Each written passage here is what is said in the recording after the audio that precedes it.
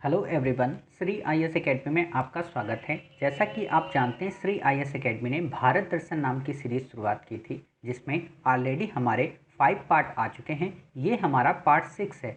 इसमें हम देखेंगे खजुराहो टेम्पल के बारे में। आप में से कई सारे लोगों को लग रहा होगा कि सर, खजुराहो टेम्पल को लेकर ऑलरेडी हमारा पार्ट 2 आ चुका है, तो ये फिर पार्ट 6 क्यों? क्योंकि इसमें हम कई सारे एडिशनल पॉइंट्स ऐड किए हैं, तो आप इनको ज़रूर देखिए। हमारा अगला पड़ाव मध्य प्रदेश के खजुराहो मंदिर हैं। इन मंदिरों की इमारतें नागर या उत्तर भारतीय शैली में बनी हैं। 13वीं शताब्दी के बाद लंबे समय तक खजुराहो मंदिर गुमनामी में रहे। 19वीं सदी के मध्य में ब्रिटिश सेना के कैप्टन टीएस बर्ट ने इन्हें खोजा। इसके बाद इन आश्चर्यजनक स्मारकों के पुनरुद्धार का काम आरंभ हो सका। यहाँ 3 मंदिर समूह हैं, जिनमें पश्चिमी समूह, पूर्वी समूह और दक्षिणी समूह है। लेकिन हम पश्चिमी समूह पर अधिक विस्तार से बात करेंगे। 9वीं से 11वीं सदी तक खजुराहो चंदेल राजाओं की राजधानी था। उनके राज्य का दायरा वर्तमान के मध्य प्रदेश और छत्तीसगढ़ तक फैला था।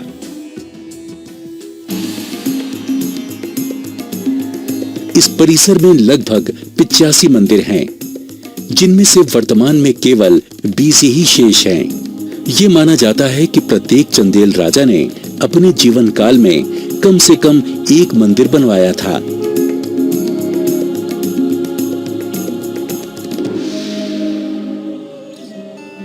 खजुराहो अपनी कामुक मूर्तियों के लिए जाना जाता है, लेकिन असल में इस परिसर में कामुक मूर्तियां केवल 2% ही हैं।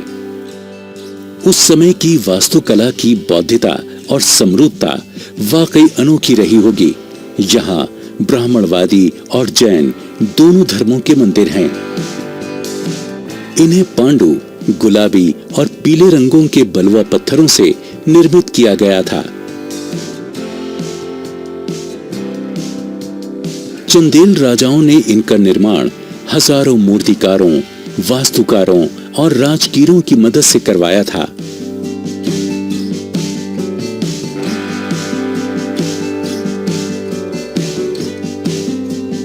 इस परिसर की इमारतों का निर्माण नागर शैली में किया गया था।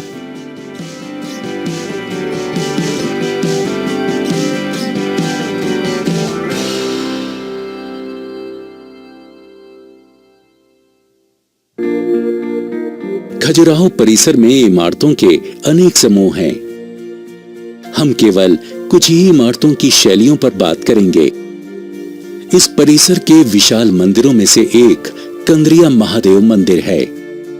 इस परिसर के अनेक मंदिरों की मुख्य विशेषता इनका मधुमक्खी आकार वाला केंद्रीय शीर्ष है, जिसे शिखर कहते हैं, जिसका शीर्षतम बिंदु मुख्य देवता के ऊपर स्थित होता है।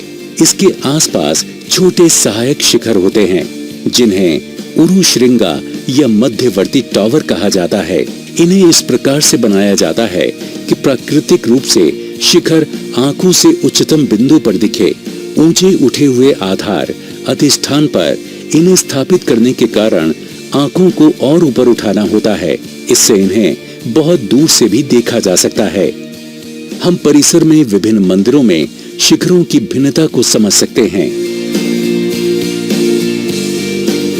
हम देख सकते हैं कि इमारत की योजना शुरुआत से ही वर्गाकार रूप में की गई थी। अक्सर केंद्रीय शाफ्ट के आसपास ऐसे ही समान शाफ्टों को दोहराया जाता है, जिससे फव्वारे जैसा शानदार दृश्य पैदा होता है। मंदिर के सभी खंड आपस में आंतरिक और बाहरी तौर पर अंतः संबंधित होते हैं। सामान्यतः ऐसा पूर्व से पश्चिम की ओर देखा गया है। प्रत्येक मंदिर का प्रवेश द्वार अर्ध मंडप कहलाता है। इसके बाद हॉल या मंडप स्थित होता है, फिर वेस्टिब्यूल या अंतराल स्थित होता है और अंत में गर्भगृह या पवित्र स्थान होता है। अनिवार्य रूप से अभिविन्यास और अंतिम संरचना की योजना एक समान बनाई जाती है। मंदिर डिजाइनों में एक रूपता के आधार पर एक कोड निर्मित होता था। इसे पूरे क्षेत्र में दोहराया जाता था और इसमें निर्माण की गहरी समझ आवश्यक होती थी। नागर मंदिर के शीर्ष को मेहराबों से सजाया जाता है, जिन्हें गवक्ष कहते थे। ये यथार्थ मेहराबें नहीं थीं, जिसमें कि मेहराबों के हिस्से अपने भार को स्वयं वहन करते थे। खजुराहो मंदिरों की मेहराबों को कौर बेलिंग तकनीक से बनाया गया था। इसमें पत्थरों को एक के बाद एक थोड़ा आगे बढ़ाकर रखा जाता है, जिससे एक सपाट निर्माण तैयार होता है। मंदिर शिखर को आमलक से रोका जाता था। ये पत्थर की एक चकती होती है, जिसके किनारे पर उभार होता है। एक व्याख्या के अनुसार आमलक कमल को प्रदर्शित करता है और ये देवता के लिए एक प्रतीकात्मक सिंहासन होता है। दूसरी व्याख्या के अनुसार ये सूर्य का प्रतीक है और इसे दैवीय दुनिया का प्रवेश द्वार कहा जाता है।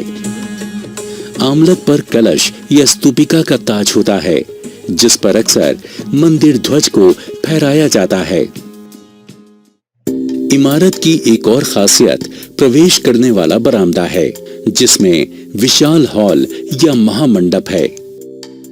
अंतराल मंदिर के मुख्य हॉल और गर्भगृह के बीच परंपरागत स्थान है। गर्भगृह में मंदिर के मुख्य देवता का आवास है। खजुराहो में इन स्थानों पर बाहरी पैनल पर श्रृंगार कला की मूर्तियां देखी जा सकती हैं। यहाँ के जल स्रोतों के निर्माण में जल प्रबंधन प्रणाली की उच्च वैज्ञानिक समझ को देखा जा सकता है। अन्य मंदिरों की भांति यहाँ भी पास में जल स्रोत थे। इन जल स्रोतों में शिव सागर, प्रेम सागर और निनोरा ताल भी शामिल है। सभी मंदिरों में परिष्कृत जल निकासी संरचनाएं भी हैं, जिससे पानी बाहर निकल जाता है। हम इस परिसर के अन्य आश्चर्यजनक तथ्यों पर विस्तार से बात कर सकते हैं, लेकिन हम एक और अनोखे मंदिर की ओर रुख करते हैं।